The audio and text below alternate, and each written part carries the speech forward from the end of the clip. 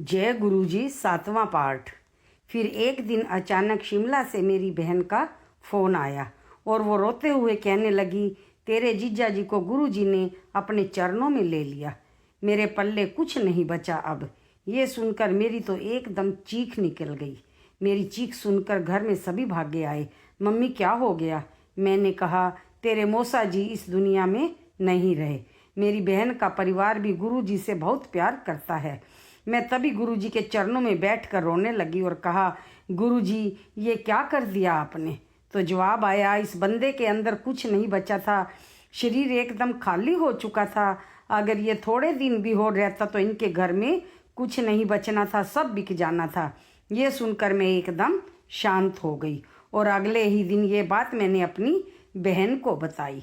वो कहने लगी, डॉक्टर ने भी यही कहा था, क्योंकि आज से 18 साल पहले उनकी बाईपास सर्जरी हुई थी, पर अचानक हुई मौत ने सबको हिला दिया। गुरुजी ने देखो कैसे अपने चरणों में लिया। दुकान पर सामान लगा रहे हैं आराम से। एकदम फोन से गुरुजी का स्वरूप निकाला और मंत्र जाप किया। फिर 3 बार जय गुरुजी बोलकर शांत हो गए। पर गुरुजी ने कैसे उनकी जिम्मेदारी अपने ऊपर ली, हम सोच भी नहीं सकते। कैसे 15 दिन में उनके सारे अंदर बाहर के काम बड़ी लड़की को जरिया बनाकर निपटवा दिए। इतने काम तो कोई लड़का भी नहीं कर सकता जितने उस लड़की ने कर दिखाए। ये सब गुरुजी की ही कृपा है। हमारी इतनी औकात नहीं है कि हम गुरुजी की मर्जी के बिना कुछ कर पाएं। हर पल उनके साथ खड़े हैं गुरुजी। यह महसूस करवाते हैं कि मैं हर पल तेरे साथ खड़ा हूँ, तू रो मत। तेरे बच्चे की शादी क्या, मैं सब काम खुद निपटाऊंगा तेरे। और वो उनकी बड़ी बेटी के जरिए सब काम निपटवा भी रहे हैं। जितना भी शुक्राना करूं कम है। सच में अगर मेरे गुरु भगवान ने हमें अपने चरणों में ना लिया होता तो हमारा क्या होता। जय गुरुजी। गुरुजी आपकी भक्ति का धागा हम कभी टूटने नहीं देंगे। गुरुजी आपकी भक्ति का धागा हम कभी टूटने ना देंगे। तेरे चरणों को कभी छूटने ना देंगे। हमको नहीं आता गुरुजी तुमको रिझाना, पर तुझको कभी हम रूठने नहीं देंगे। अगर तुम रूठ गए तो हम जीते जी मर जाएंगे और आप हमें मरने भी ना देंगे। हमारा विश्वास पक्का है गुरुजी।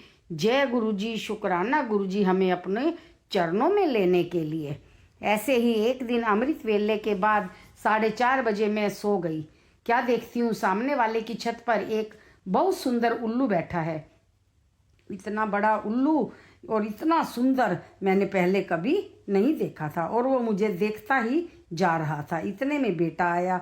मैंने कहा, देख कितना बड़ा उल्लू बैठा है। वो कहने लगा, माँ ये तो तुझे ही देखता जा रहा है। थोड़ी देर बाद वो खड़ा हो गया। पता नहीं उल्लू के रूप में क्या था, नजरें ही नहीं हट रही थी। वो खड़ा भी इंसान की तरह ही हुआ। जाते हुए भी उसकी नजरें मेरे ऊपर ही थी। मैं नहीं जानती थी क्या था। वैसे भी मैं हर बात को पॉजिटिव लेती हूँ। मैंने तो इसमें भी गुरुजी का ही शुक्राना किया, क्योंकि मुझे गुरुजी के सिवाय कुछ नजर ही नहीं आता। वैसे भी हमारे गुरुजी बहुत भोले हैं। आधे काम तो हमारे जय गुरुजी बोलकर ही हो जाते हैं। उनको पता भी नहीं चलता। जैसे राम से बड़ा राम का नाम है, वैसे ही गुरुजी से बड़ा गुरुजी का जय गुरुजी नाम सबसे बड़ा है। मेरी तो पहली और आखिरी इच्छा यही है, गुरुजी के आगे आपके चरणों की मुझे ऐसी भक्ति मिले, कोई आवाज़ भी लगाए तो मुझे सुनाई ना दे। मेरी भूख प्यास भी आपके चरणों में समा जाए गुरुजी। गुरुजी आप तो प्यार का सागर कहलाते हो, फिर प्यार का एक छिंटा मारने से क्यों घबराते हो? करो कृपा सब पर गुरुजी। आपकी संगत सच में बहुत ही प्यारी है। मुझे तो सब कुछ उन्हीं से सीखने को मिला है। सबके घर में खुशियां बरसा दो गुरुजी। एक बार जो भी आपको देख ले वो आपका हो ही जाता है। गुरुजी आप ही तो इतने प्यारे नजर आते हो। जिन नैनों में तुम बसे हो फिर दूजा कौन समाया है। जिन नैनों में तुम बसे हो फिर दूजा कौन समाया है। जग क्या जाने खुद को खोकर हमने आपको पाया है। जय गुरुजी। शुक्राना गुरुजी। जैसा कि मैंने पहले भी बताया था, हमें 3 महीने बाद 3 दिन के लिए ऑस्ट्रेलिया से बाहर जाना होता है। अब की बार हम फिर 14 जनवरी को फिजी चले गए। बेटे का जन्मदिन 17 को होता है। हमने सोचा 17 को तो हम फ्लाइट में होंगे, 16 को ही थोड़ा शगुन कर लेते हैं। शाम का टाइम था, समुंदर किनारे बैठे थे। होटल वालों की तरफ से एक छोटा सा केक आ गया। जैसे ही बेटा काटने लगा, मेरी निगाह ऊपर आसमान में। मैंने कहा, गुरुजी, आप आज आपके बच्चे का जन्मदिन मना रहे हैं। आओ गुरुजी, आप भी आशीर्वाद दो। तभी गुरुजी गणेश जी के साथ बादलों में आ गए और चारों तरफ आकाश में लाइटें ही लाइटें नजर आने लगी। फोटो लेकर जिसको भी भेजी सब हैरान रह गए कि तुम्हारे कहते ही गुरुजी एकदम कैसे आ गए। सच में अगर मन में श्रद्धा और विश्वास हो तो क्या नहीं हो सकता। पर अपनी अपनी श्रद्धा की बात है। कुछ को तो उसमें कृष्ण भगवान भी नजर आए। तभी स्वर्ण बहन का फोन आ गया। शायद ये फोन गुरुजी ने मुझे कुछ समझाने के लिए करवाया था, क्योंकि इससे पहले उन्होंने कभी ऐसे बात नहीं की थी।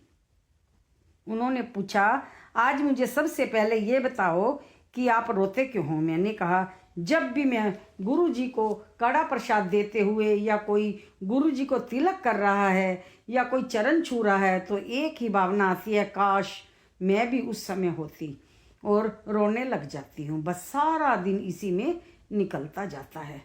फिर उनका जवाब सुनकर तो सच में मैं एकदम शांत हो गई। वो कहने लगी, अगर आप उस समय गुरुजी से मिलते तो ज़्यादा से ज़्यादा क्या होता।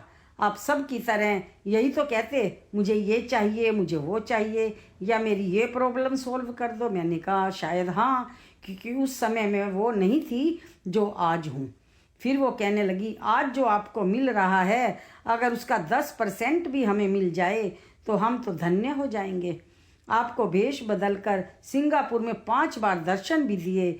जब उन्होंने खुद अपने मुंह से कह दिया कि अभी तेरे कर्म नहीं कटे हैं, जिस दिन कट जाएंगे पूरी तरह से चरणों में ले लूँगा। फिर आप क्यों नहीं समझती इस बात को। बस करो दीदी, अब और नहीं। वाकई मुझे अपने ऊपर शर्म आने लगी कि मैं कितनी पागल हो गई। गुरुजी के प्यार में जितना मिलता गया, आस उतनी ही और बढ़ती चली गई। मुझे नादान समझकर माफ़ कर देना मेरे गुरुजी। अब मैं कुछ नहीं कहूँगी और कोशिश करूँगी कि आंखें कभी नम ना हो आपके आगे। बाकी तो आप खुद ही जाने। मुझे कुछ नहीं पता गुरुजी। हाँ, मुझे ये तो पता है कि हमारे रोने से आपको भी दुख होता है। अब मैं आपको कभी दुख न देने की कोशिश करूँगी गुरुजी। तेरे मुख के उजाले से रोशन मेरा संसार है। आपके चरणों को छोड़ मैं कहाँ जाऊं, इन्हीं में तो मेरा घर द्वार है। जय गुरुजी। गुरुजी, आपके चरणों की बात से कुछ यादें ताज़ा हो गई।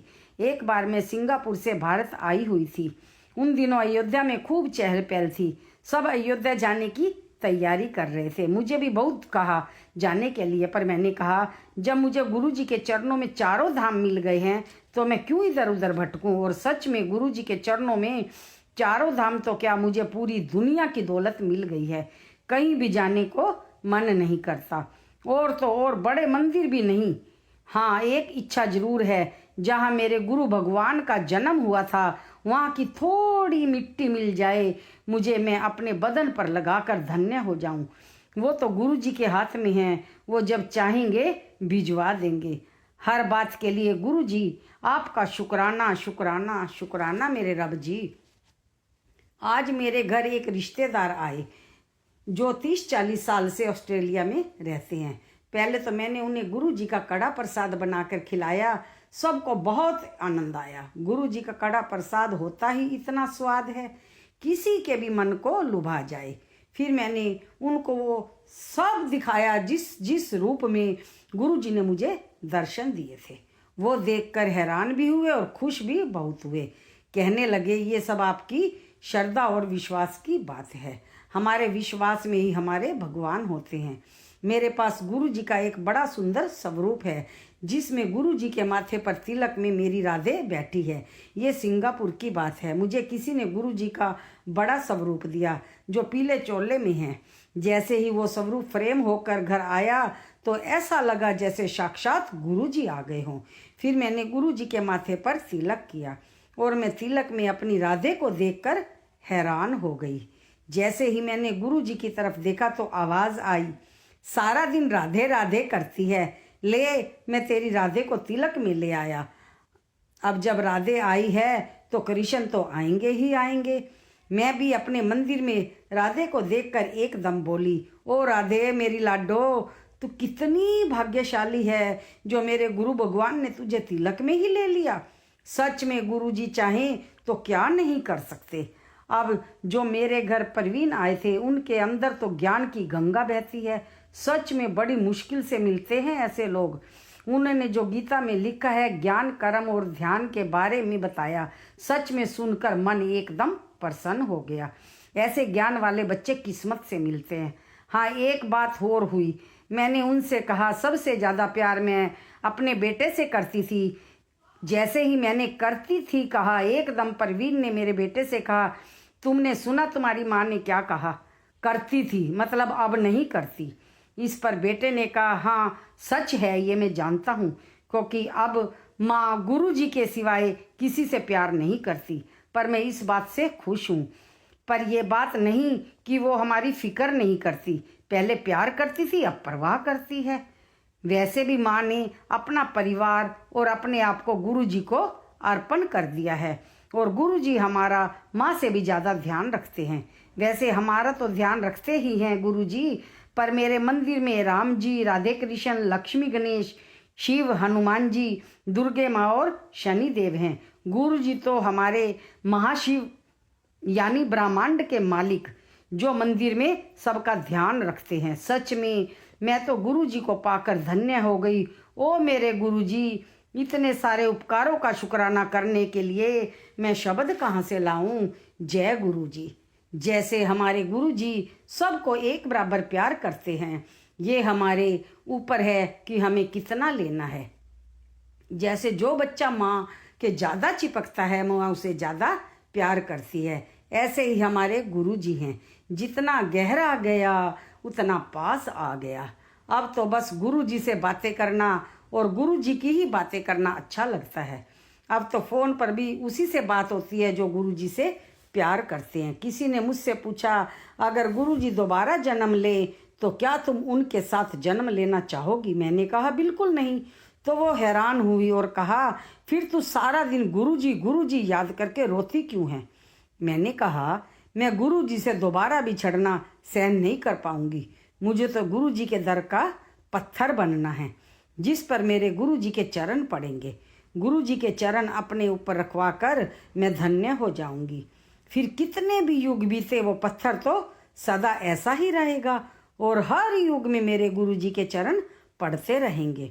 जब भी गुरुजी के चरण पड़ेंगे वो पत्थर जय गुरुजी बोलेगा और कुछ नहीं चाहिए मुझे इस जिंदगी से। और इसी के साथ मैं अपनी वाणी को विराम देती हूँ। मैं नहीं जानती ये किताब कैसे लिखी गई। जिसके बारे में जो भी लिखा है लिख कर पहले उसे ही सुनाया है, क्योंकि मैं नहीं चाहती मेरी वजह से किसी का दिल दुखे। जब सब ने हाँ कर दी तब ही ये किताब संपूर्ण हुई। वैसे भी मुझे लिखना नहीं आता, सच में। इसमें हाथ तो मेरे हैं पर लिखने वाले तो मेरे गुरुजी हैं। मेरी इतनी औकात नहीं कि मैं खुद कुछ लिख सकूं। जय गुरुजी, शुक्राना गुरुजी। आखिर में गुरुजी के लिए 4 लाइनें। मैं कब से खड़ी खड़ी तेरी राह निहारूं, मैं कब से खड़ी खड़ी तेरी राह निहारूं। आजा मेरे सतगुरु प्यारे, मैं तेरे चरण पखारूं, मैं तेरे चरण पखारूं। तेरे चरणों की धूली को मैं माथे से लगाऊं, तेरे चरणों की धूली को मैं माथे से लगाऊं। माथे से लगाकर मैं अपना जीवन धन्य बनाऊं। गुरुजी तेरे चरणों की मुझे आस लगी है भारी, गुरुजी तेरे चरणों की मुझे आस लगी है भारी। तेरे श्री चरणों को छूकर मैं अपनी तृष्णा मिटाऊं, मैं अपनी तृष्णा मिटाऊं। मैं जब भी तेरे माथे पर तिलक लगाऊं, ओ मैं जब भी तेरे माथे पर तिलक लगाऊं, मैं उसमें ओम के दर्शन पाऊं। मैं ओम में तेरे दर्शन करके अरे भवसागर तर जाऊं, मैं भवसागर तर जाऊं। तू ही तो मेरा साथी, तू ही तो मेरा साथी, तेरे होते किसको जाकर अपने मन की व्यथा दिखाऊं, अपने मन की व्यथा दिखाऊं। ओ मेरे सतगुरु प्यारे, एक तेरी ही तो ख्वाहिश रखी है मैंने। ओ मेरे सतगुरु प्यारे, एक तेरी ही तो ख्वाहिश रखी है मैंने। कौन सा सारी दुनिया मांग ली, कौन सा सारी दुनिया मांग ली। पता नहीं कैसे लत लग गई गुरुजी तेरे दर्शन की, पता नहीं कैसे लत लग गई गुरुजी तेरे दर्शन की। देखूं तो दिल नहीं भरता, ना देखूं तो कहीं दिल नहीं लगता। अनंतम अनंतम शुक्राना मेरे रब जी। जय गुरु जी।